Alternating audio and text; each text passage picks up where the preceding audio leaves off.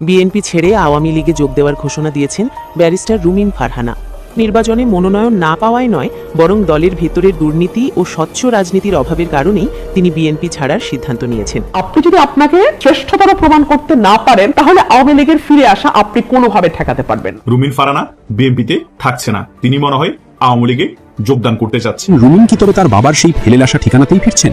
তার সাম্প্রতিক কিছু বক্তব্যে আওয়ামী লীগ সরকারের উন্নয়ন নিয়ে নমনীয় সুর কি নতুন কোনো সম্মানিত দর্শক, নতুন একটি নিউজে আপনাকে স্বাগতম। আজকে দিনে বাংলাদেশের সর্বশেষ রাজনৈতিক যে পরিস্থিতির তৈরি হয়েছে তারই আলোকে খুবই গুরুত্বপূর্ণ কিছু ভিডিও নিয়ে আপনাদের সামনে হাজির হয়েছি। তাই আজকের ভিডিওটি খুবই গুরুত্বপূর্ণ হতে যাচ্ছে।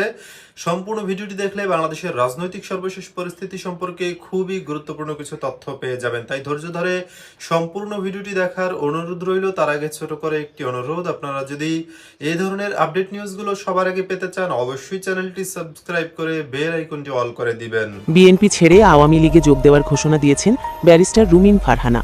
দলটির বিরুদ্ধে সরাসরি চাঁদাবাজির অভিযোগ তোলার পরই তাকে বিএনপি থেকে বহিষ্কার করা হয়েছে বলে দলীয় সূত্রে জানা গেছে। রুমিন ফারহানা অভিযোগ করেন, বিএনপির ভেতরে দীর্ঘদিন ধরে চাঁদাবাজি ও অনৈতিক কর্মকাণ্ড চললেও নেতৃত্ব তা রোধে ব্যর্থ হয়েছে। তিনি আরও বলেন, আসন্ন নির্বাচনে মনোনয়ন না পাওয়ায় নয়, বরং দলের ভেতরের দুর্নীতি ও স্বচ্ছ রাজনীতির অভাবের কারণেই তিনি বিএনপি ছাড়ার সিদ্ধান্ত নিয়েছেন। তার দাবি, বিএনপি এখন জনগণের রাজনীতি থেকে বিচ্যুত হয়ে পড়েছে এবং সাধারণ মানুষের আশা আকাঙ্ক্ষা পূরণে সম্পূর্ণ ব্যর্থ। এদিকে রুমিন ফারহানার এমন বক্তব্যকে কেন্দ্র করে রাজনৈতিক অঙ্গনে তীব্র আলোচনা ও বিতর্ক সৃষ্টি হয়েছে। আওয়ামী লীগে তার যোগদান দেশের রাজনীতিতে নতুন মাত্রা যোগ করবে বলে মনে করছেন রাজনৈতিক। যে রাজপথ কাঁপানো কণ্ঠে একসময় মুখরিত হতো বিএনপির মিছিল সমাবেশ, সেই কণ্ঠ কি এখন শোনা যাবে চির প্রতিদ্বন্দ্বী শিবিরে? রাজনীতির ময়দানে কি ঘটতে যাচ্ছে এক অবিশ্বাস্য ভূমিকম্প? 17 বছরের ত্যাগ, একাই লড়াই চালিয়ে যাওয়া লড়াকু নেত্রী রুমিন ফারহানা কি তবে বিএনপির কাছে আজ অতীত? হাঁস প্রতীক নিয়ে স্বতন্ত্র লড়াইয়ে জয়ের পর কেন তাকে ঘিরে উত্তার নেট দুনিয়া? কেনই বা উঠছে আওয়ামী লীগে যোগদানের গুঞ্জন? আজ আমরা উন্মোচন করব এই রহস্যের পেছনের আসল সত্য। ভিডিওটি শেষ পর্যন্ত দেখুন, কারণ শেষে থাকছে এমন এক রাজনৈতিক সমীকরণ যা আপনার কল্পনাকেও হার মানাবে। বাংলাদেশের রাজনীতিতে চিরস্থায়ী শত্রু বা বন্ধু বলে কিছু নেই, এই কথাটি আবারও প্রমাণের অপেক্ষায়। রাজনীতির মঞ্চে এখন সবচাইতে বড় প্রশ্ন, রুমিন কি তার বাবার ফেলে আসা ঠিকানাতেই ফিরে যাচ্ছেন? দেশের রাজনৈতিক প্রেক্ষাপট যখন টালমাটাল, তখন রুমিনের প্রতিটি পদক্ষেপ নতুন ঝড়ের ইঙ্গিত দিচ্ছে। চলুন আজ গভীরে গিয়ে বিশ্লেষণ করি। গত 1.5 দশকেরও বেশি সময় ধরে বিএনপি যখন রাজপথে কোণঠাসা, যখন দলটির অস্তিত্ব সংকটে, তখন মিডিয়া পাড়ায় একজনই ছিলেন ঢাল হয়ে, তিনি রুমিন ফারহানা। তার যৌক্তিক উপস্থাপনা আর আপোষহীন বক্তব্য বিএনপি কর্মীদের মনে আশার সঞ্চার করত। কিন্তু ভাগ্যের নির্মম পরিভাষ, যে দলের জন্য তিনি নিজের কেরিয়ার বাজি রেখেছিলেন, সেই দলের অন্দরমহলেই তিনি ব্রাত্য হয়ে পড়েন। দলের নীতি নির্ধারকদের সাথে অজ্ঞাত কারণে তৈরি হয় দূরত্ব। সামাজিক যোগাযোগ মাধ্যমে রুমিন স্পষ্ট জানিয়ে দিয়েছিলেন, আমার কোনো দল লাগে না। এই জেদ আর আত্মবিশ্বাস থেকেই তার নতুন অভিযাত্রা শুরু। সাম্প্রতিক নির্বাচনে কোনো বড় দলের ছত্রছায়া ছাড়াই তিনি মাঠে নামেন। স্বতন্ত্র প্রার্থী হিসাবে বেছে নেন হাঁস প্রতীক। অনেকে ভেবেছিলেন দল ছাড়া রুমিন অসহায়, কিন্তু ফলাফল ছিল চমকপ্রদ।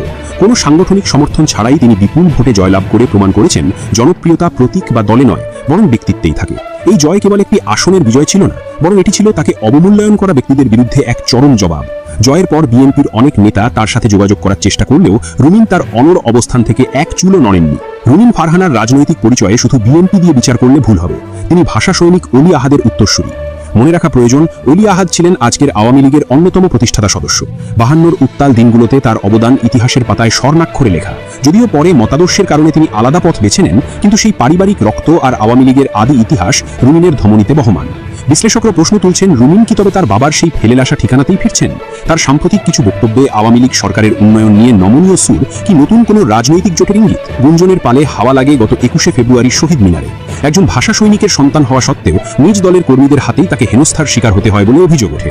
মব কালচার বা উগ্রতার শিকার হওয়া রুমিন মানসিকভাবে ভীষণভাবে আহত হন। তার ঘনিষ্ঠ মহলের মতে এই ঘটনাই বিএনপির সাথে তার অবশিষ্ট মায়ার বাঁধনটুকু ছিন্ন করে দিয়েছে। এরপর থেকেই সামাজিক যোগাযোগ মাধ্যমে তার প্রতিটি পোস্ট এবং পাবলিক স্টেটমেন্ট নতুন কোনো নাটকীয় মোড়ের কথা বলছে। 5ই আগস্ট পরবর্তী প্রেক্ষাপটে আওয়ামী লীগ যখন এক কঠিন নেতৃত্ব সংকটের মধ্য দিয়ে যাচ্ছে, তখন রুমিন ফারহানার মতো একজন তুখোড় বক্তা ও শিক্ষিত নেত্রীকে পাওয়া হবে দলটির জন্য বিশাল প্লাস পয়েন্ট। অন্যদিকে ফজলুর রহমানের মতো ত্যাগী নেতাদের অবমূল্যায়নের বিষয়টিও বিএনপির জন্য চিন্তার কারণ। রাজনীতিতে স্বার্থ আর যোগ্যতার সংঘাত যখন চরমে ওঠে, তখনই জন্ম নেয় নতুন কোনো ইতিহাস। রুমিন কি পারবেন চির প্রতিদ্বন্দ্বী শিবিরে গিয়ে নিজের জায়গা গড়তে, নাকি স্বতন্ত্র পরিচয়েই গড়ে তুলবেন নতুন কোনো ধারা? রুমিন ফারহানার ভবিষ্যৎ পদক্ষেপ বাংলাদেশের রাজনীতিতে এক অভাবনীয় পরিবর্তন আনতে পারে। তবে শেষ পর্যন্ত তিনি কি করবেন তা সময়ই বলে দেবে। আপনাদের কি মনে হয়, রুমিন ফারহানার কি আওয়ামী লীগে যোগ দেওয়া উচিত, নাকি স্বতন্ত্র নেত্রী হিসেবেই তিনি বেশি শক্তিশালী? প্রিয় ভাইরা আমার, আপনাদের প্রত্যেকের কাছে আমি, আমার পরিবার, আমরা সবাই ভীষণভাবে কৃতজ্ঞ। আল্লাহর পরে এই জমিনের মাটিতে আপনাদের পরিশ্রম, আপনাদের কষ্ট, দল থেকে আপনাদের বহিষ্কার, কিন্তু যে কোনো কিছুকে করে আমার পাশে আপনাদের দাঁড়ানো, আপনাদের এই ভালোবাসার ঋণ আমি কিভাবে পরিশোধ করবো জানি না। ইনশাআল্লাহ আগামী 5টা বছর আপনাদের সুখে দুঃখে বিপদে আপদে এলাকার উন্নয়নে অগ্রগতিতে আপনাদের সাথে আপনাদের পাশে থেকে আমি সরাইল এবং আশুগঞ্জকে একটা মডেল এলাকা করতে চাই। আপনারা যদি আমার পাশে থাকেন, আপনারা যদি আমাকে সহযোগিতা করেন, আমি ইনশাআল্লাহ এটি করতে পারবো, আমার বিশ্বাস। আমি আজকে রমজানের 18 রমজান শেষ হলো, আমি আল্লাহর দরবারে হাত তুলি। আপনাদের কাছেও আমার অনুরোধ, আপনারা আল্লাহর দরবারে হাত তুলবেন। রোজাদারের দোয়া আল্লাহ ফেলেন না। ইফতার সামনে রেখে কোন রোজাদার যখন দোয়া করেন, আল্লাহ সেই দোয়া আমাকে কবুল করেন। আল্লাহ যেন আমাদের তৌফিক দেয় এলাকার উন্নয়নে, মানুষের উন্নয়নে, এলাকার অগ্রগতিতে আমরা যেন শামিল হতে পারি, শরীক হতে পারি, এবং এলাকার মানুষের যে স্বপ্ন নিয়ে তারা আমাকে নির্বাচিত করেছে, আল্লাহ যেন আমার মাধ্যমে এলাকার মানুষের সেই স্বপ্নকে পূরণ করে। আমাদের ইফতারের আর বেশি সময় বাকি নাই, একটু দোয়া হবে, তারপরে আমরা ইনশাআল্লাহ রোজা ভাঙবো, ইফতার করবো। আমি ভীষণ খুশি হয়েছি, আমার 11টা ইউনিয়নের ভাইরা আজকে এখানে উপস্থিত হয়েছে। 19টা কিন্তু 19টা বলতে পারবো না, কারণ 8টা ইউনিয়ন হলো আশুগঞ্জ। আশুগঞ্জ কি আজকে এসছে? আমার মনে হয় না।